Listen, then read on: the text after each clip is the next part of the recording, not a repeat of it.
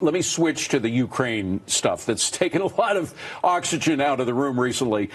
Who's in more trouble here? The president, who had this phone call with the Ukrainian leader, or Joe Biden, who actually did have a quid pro quo with regard to Ukraine when he was vice president? Well, that depends who you ask.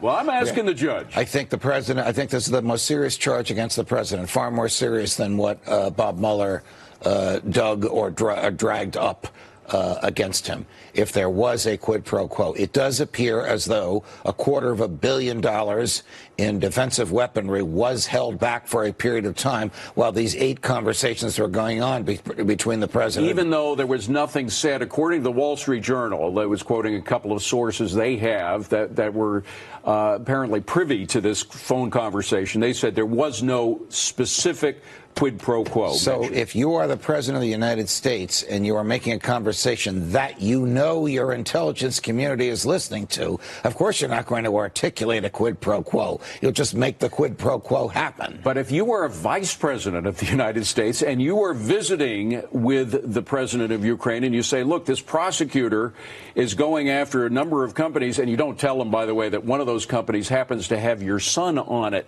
as a board member, and then say, you got to get rid of this prosecutor. Less than 24 hours later, the prosecutor's gone. The investigation of the company to which Biden's son is on the board, that goes away. That sounds like a direct quid pro quo. So this is probably the end of Joe Biden's presidency, and it ought to be the end of his dream for the presidency. But it doesn't diminish one iota what the current president is doing, which is an act of, if true, we haven't seen the whistleblower complaint, and under the law it has to be revealed. If true, this is an act of corruption. But I don't want to bury the lead here. You just said this means the end of Joe Biden's I don't know how we can survive this. This is Fox News' senior judicial analyst Andrew Napolitano debunking a series of right-wing talking points with regard to Trump's Ukraine scandal. And despite the way the host was trying to absolve Trump of committing glaringly illegal activities by pointing instead to Joe Biden, Napolitano not only doesn't take the bait, but makes his point crystal clear, that this is the single most serious charge ever levied against the president. What's so insane is that Republicans are screeching about how disqualifying a quid pro quo between Biden and Ukraine would be, when Trump likely just engaged in one. The guy just withheld $250 million in military funding before getting on the phone with the Ukrainian president, demanding 8 separate times that they open an investigation into Joe Biden, and then suddenly the funds were released, with an extra $140 million that the Ukrainian president himself said he didn't expect. So if a quid pro quo is enough for Trump and the entire GOP to pull their hair out, then why aren't any of them concerned about the one committed within the last 60 days by the guy sitting in the Oval Office? It's almost like they don't really care about corruption, but are just partisan hacks looking for any excuse possible to hurt the Democrats and stay in power.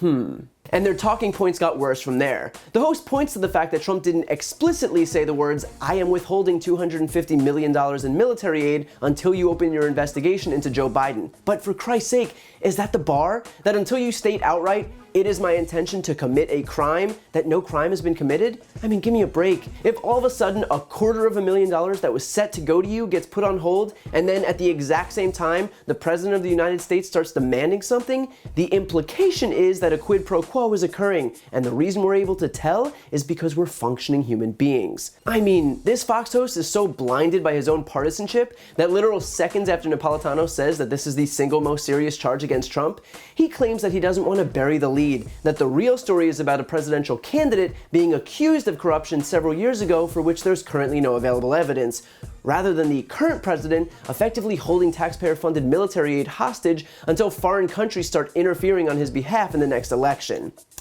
Got it. The fact is that while Napolitano is able to see through the president's BS, just about everyone else on Fox News, along with the Republican Party, chooses not to. And so they're content to absolve Trump of breaking the law, of basically bribing the president of Ukraine to do his political bidding, of orchestrating a cover-up of a whistleblower complaint, all so Trump can stay in office. When we wonder how fascist leaders came to power throughout history, when we wonder how countries let it get to that point, This is how. Because we have an entire political party in the United States that is silent in the face of blatant, glaring corruption, in the systematic dismantling of our democratic institutions.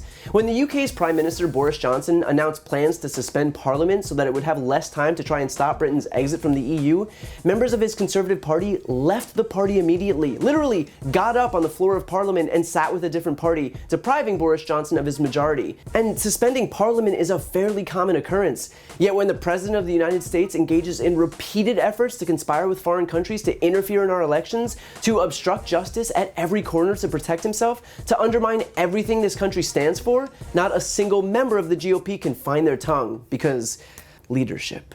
So the right will continue running cover for the president, but they're doing so at their own peril, because the vast majority of Americans can see what's really going on here and won't forget it when it comes time to vote in 2020.